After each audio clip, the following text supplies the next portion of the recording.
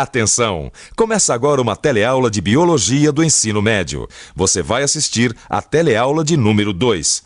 Bons estudos!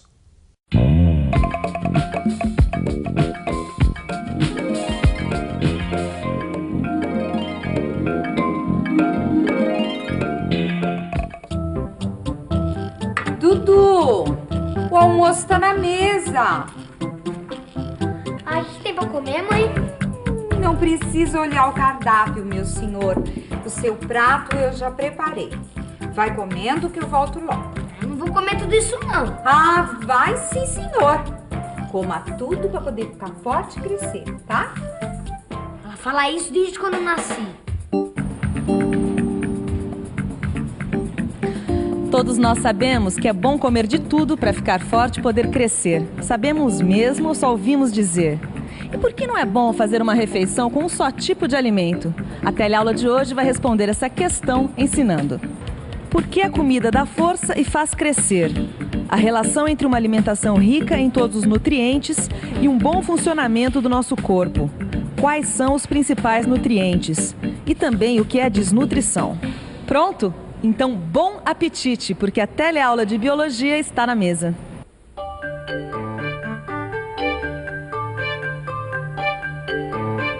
Ah, não. Não vai repetir a batata se não comer carne e salada. Ah, mãe, deixa eu comer batata frita. Batata frita também faz crescer. Claro, pros lados. Você pode até engordar, mas não vai ficar bem nutrido se comer só batata. É verdade, a gente pode comer uma quantidade suficiente de alimentos para não sentir fome e pode até ultrapassar o nosso peso ideal. Mas mesmo assim, ainda pode sofrer de desnutrição. Nós vamos conversar agora com a Malu, que é nutricionista aqui desta fábrica. Ela vai explicar pra gente o que é desnutrição. A desnutrição é uma doença causada por uma alimentação inadequada, isto é, uma alimentação que não fornece todos os tipos de nutrientes necessários para o bom funcionamento do nosso organismo. E quais são os nutrientes? Os nutrientes encontrados nos alimentos são proteínas, lipídios, carboidratos, vitaminas e sais minerais. Malu, mas quando uma pessoa apresenta um quadro de desnutrição? Quando a quantidade de alimentos ricos em algum tipo de nutrientes é insuficiente. A desnutrição pode apresentar um quadro leve ou extremamente grave. No Brasil, estima-se que a desnutrição atinja 32 milhões de pessoas. Você deveria estar contente de poder se alimentar tão bem. A comida é muito importante, principalmente para as crianças, Dudu. Ah, e por que principalmente para as crianças? A desnutrição é mais grave em crianças porque prejudica o desenvolvimento. A subalimentação pode afetar seriamente alguns órgãos, como o cérebro. E tanto crianças como adultos precisam de uma grande quantidade de nutrientes para possibilitar a manutenção dos órgãos que compõem o corpo. Os músculos, os ossos, o pulmão, o coração, o fígado. Nós vamos ver aqui dois tipos básicos de desnutrição: a desnutrição úmida e o marasmo. A desnutrição úmida é consequência de uma alimentação rica em carboidratos, porém pobre em proteínas, gorduras e vitaminas.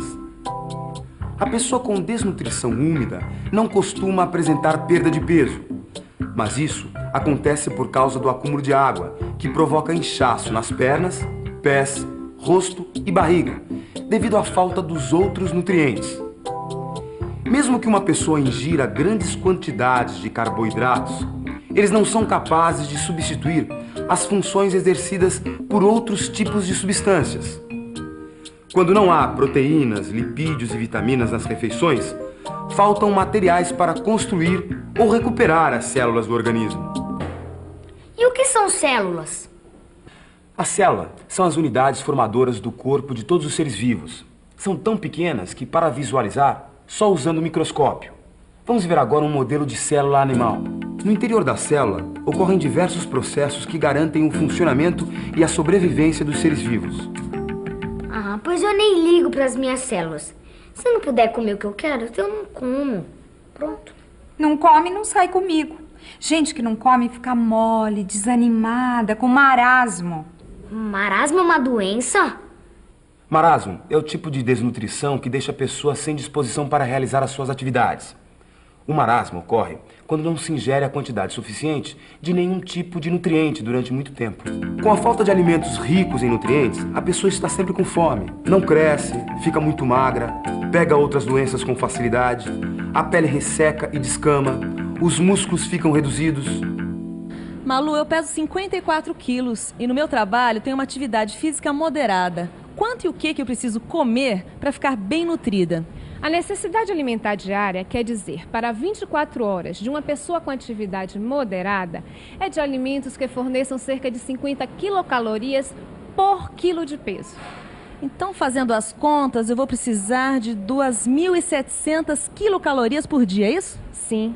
De toda a energia que necessitamos durante as 24 horas do dia, 50 a 60% são provenientes de carboidratos, 25 a 35% de gorduras e 15% de proteínas. Os carboidratos você já conhece, estão presentes nos pães, doces, massas, são fundamentais no processo de obtenção de energia. Garantem desde o trabalho físico mais intenso até as funções que realizamos no momento em que dormimos. Vamos ver a estrutura química do amido, um dos carboidratos mais frequentes na nossa alimentação. Por exemplo, existe amido no feijão, no arroz, na farinha de mandioca. As unidades formadoras do amido são sempre iguais, você nem precisa memorizar a fórmula. E o que se repete em cada unidade é uma substância conhecida, a glicose.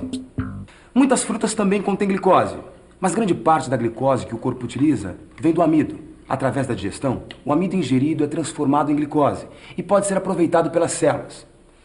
Outro grupo químico importante para a boa saúde do organismo são os lipídios. Este óleo de cozinha é um exemplo.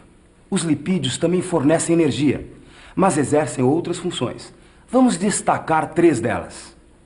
E qual que é a mais conhecida das funções dos lipídios? Servir como reservatório de energia.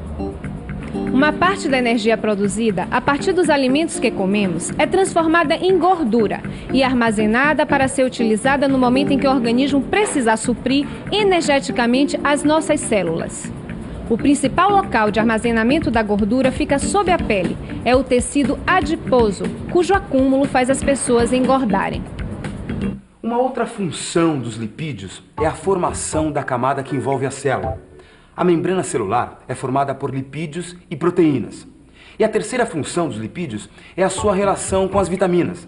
Algumas vitaminas só podem ser absorvidas pelo organismo quando há lipídios no intestino. Veja um exemplo de molécula de lipídio. Se você comparar um lipídio com um amido, vai notar semelhanças e diferenças. A semelhança é que os átomos que compõem os dois são os mesmos. A diferença é o modo como eles estão combinados. Cada combinação tem suas propriedades e funções. Por causa das diferenças, os carboidratos não podem substituir os lipídios, o que reforça o que você viu no começo desta teleaula, sobre a necessidade de se variar os alimentos, e o que nos leva a outra substância nutriente, as proteínas. As proteínas são substâncias formadas por várias unidades, os aminoácidos. Os aminoácidos são capazes de se ligarem e formarem moléculas de vários tamanhos e funções. Vários tipos de proteínas, portanto. As funções das proteínas no corpo dos seres vivos são muitas. Vamos ver algumas. As proteínas estão presentes na membrana celular. São elas ajudadas pelos lipídios que dão às células a capacidade de alterar o seu formato, sem se romper. Além de fazer parte da estrutura das células, as proteínas também são reguladoras dos processos bioquímicos. Regular os processos bioquímicos quer dizer realizar cada uma das reações que ocorrem nas nossas células. Vamos ver que reações são essas. Vamos pensar um pouco. Eu já vi alguns processos bioquímicos em outras aulas. A digestão é um. Ela transforma os alimentos que ingerimos.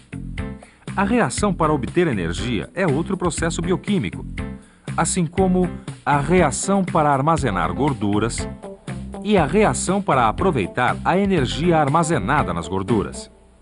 Além disso tudo, as proteínas participam também do combate aos invasores do nosso corpo, porque as proteínas formam os anticorpos que atuam na nossa defesa. A partir da transformação das proteínas que ingerimos como alimentos, formamos as nossas proteínas específicas para cada função. Dudu, você não tomou o seu suco? Já comeu pouca salada e ainda deixa o suco? Ah, precisa. Eu esqueci. Precisa sim, senhor. Suco contém vitaminas e sais minerais. E daí? A quantidade de vitaminas e sais minerais de que precisamos é pequena, mas se faltar pode dar raquitismo, escorbuto, anemia e uma série de outras doenças. Tanto as vitaminas quanto os sais minerais são chamados de micronutrientes. O corpo depende do bom funcionamento dos processos bioquímicos. Eles são responsáveis pela formação, crescimento e funcionamento das células e tecidos. E para tudo funcionar bem, é indispensável variar os nutrientes. Quer dizer que você tem que pensar em tudo isso quando vai planejar o cardápio das refeições que vão ser servidas aqui? É o meu trabalho. Todos os tipos de nutrientes são importantes e devem compor a dieta diária das pessoas. Somente com uma alimentação equilibrada estaremos menos sujeitos a problemas de saúde.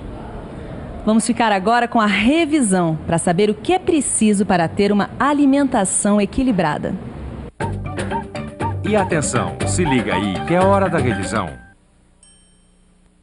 Na teleaula de hoje, você conheceu as substâncias que compõem o nosso organismo: proteínas, lipídios, carboidratos, vitaminas e sais minerais. Aprendeu que uma alimentação equilibrada deve conter todos os nutrientes em proporção e que a falta de nutrientes ou o desequilíbrio na alimentação pode causar a desnutrição. No seu livro de biologia, você vai encontrar tabelas mostrando quais são os alimentos que fornecem os 4 tipos de nutrientes. Mais alguma coisa? É importante saber que uma alimentação adequada não é garantia contra todas as doenças, mas ajuda bastante a diminuir muito dos nossos problemas de saúde. Bom apetite! Até a próxima teleaula e tchau!